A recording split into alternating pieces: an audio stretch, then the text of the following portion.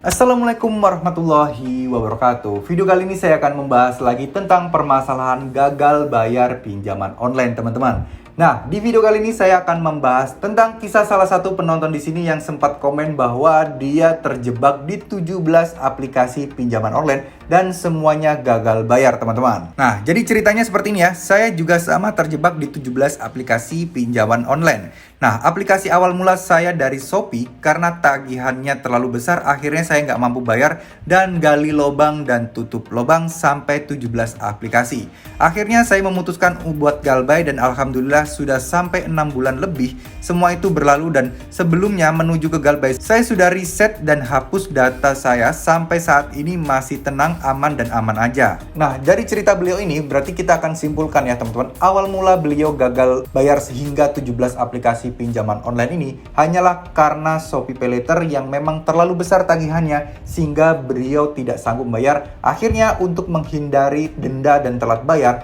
beliau minjol di aplikasi pinjaman online yang lain. Nah, begitu seterusnya, minjol terus, gali lubang tutup lubang untuk menutupi hutang-hutang sebelumnya yang pada akhirnya sampai 17 aplikasi. Nah, hal ini tentu mengkhawatirkan ya. Inilah kenapa saya selalu menyarankan kepada kalian untuk tidak gali lubang dan tutup lubang. Dan alhamdulillah beliau ini cukup tenang untuk menghadapi situasi seperti ini, karena tidak semua orang loh bisa tenang ketika dia galbay di 17 aplikasi pinjol seperti itu. Dan ini sudah 6 bulan lamanya berjalan ya teman-teman, tapi masih aman aja, tidak ada DC yang datang. Dan mungkin ya pastinya kalau teror pasti ada lah teman-teman, karena beliau ini sudah mereset semua HP, menghapus seluruh data, dan mungkin mengganti semua nomor-nomor teleponnya. Nah, sebenarnya ini bukan untuk dicontoh atau ditiru ya teman-teman, tapi kita akan ambil pelajaran penting dari sini.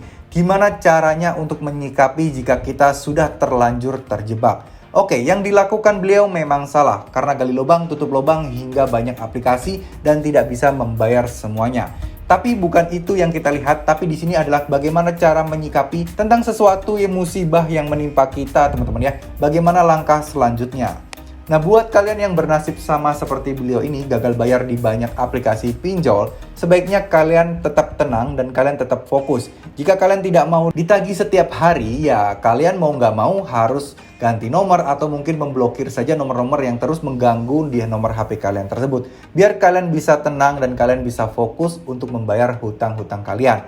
Selesaikan satu persatu. Intinya kalian data dulu dari beberapa aplikasi pinjol tersebut. Kalian data dulu kira-kira hutang pokok uang yang kalian terima kemarin tuh berapa aja sih dari situ. Nah, ini kalian list ya teman-teman. Lalu kalian fokus aja untuk menyelesaikan satu persatu. Kalian kumpulkan dulu nih, misal di Aku Laku 4 juta, kemudian di Shopee PayLater 3 juta. Nah, kalian fokuskan dulu, kalian mau bayar yang mana dulu. Kalian mau bayar yang Aku Laku 3 juta. Ya kalian nabung dulu, kalian usahakan kumpulkan untuk mendapatkan 3 juta. Ya, nah begitu terkumpul kalian negosiasikan ke aplikasi pinjol ini. Bisa nggak sih saya bayar nggak usah bunga dan dendanya, hanya pokoknya saja.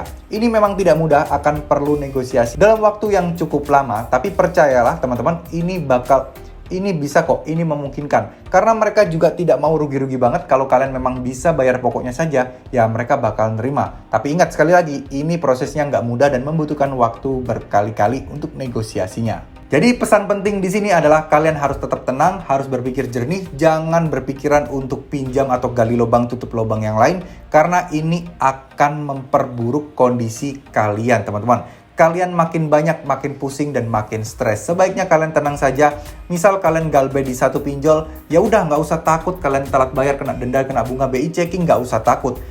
Pasrahkan aja, kalian fokus bayar untuk di satu aplikasi pinjol ini aja. Jangan sampai berpikiran sekali lagi untuk minjam di aplikasi lain untuk menutup pinjaman pertama. Ini kejadiannya banyak banget loh teman-teman. Karena apa? Karena mikirnya itu orang-orang di awal gini nih. Saya daripada telat di sini, lebih baik saya pinjam di aplikasi pinjol B. Nah, nanti uang dari pinjol B saya tutup buat pinjol A. Nah, ini kan saya masih ada waktu 1 bulan, mungkin bahkan 3 bulan untuk membayar di pinjol B. Namun sayangnya ada musibah yang membuat gajinya tidak cukup untuk membayar pinjol di pinjol B. Ini akan membuat dia ke-trigger karena sudah kepepet, dia akan ke pinjol C. Dan pinjol C akhirnya nggak bisa bayar juga, akan ke pinjol D dan lain sebagainya. Yang lama-lama akan membengkak dan nominal yang dipakai untuk pinjam ini tidak bisa menutup pinjaman-pinjaman sebelumnya. Disinilah awal mula dan proses terjadinya gali lubang tutup lubang yang secara tidak disadari. Jadi Jangan berpikir orang-orang yang gali lubang dan tutup lubang itu karena memang hobi ya, tapi karena memang terpaksa keadaan karena terbiasa, terjebak di awal dan sulit untuk lepas dari situ teman-teman. Semoga video ini bisa bermanfaat dan bisa memberikan kita pelajaran bahwa untuk gali lubang dan tutup lubang itu tidak bagus dan harus kita hindari. Terima kasih. Wassalamualaikum warahmatullahi wabarakatuh.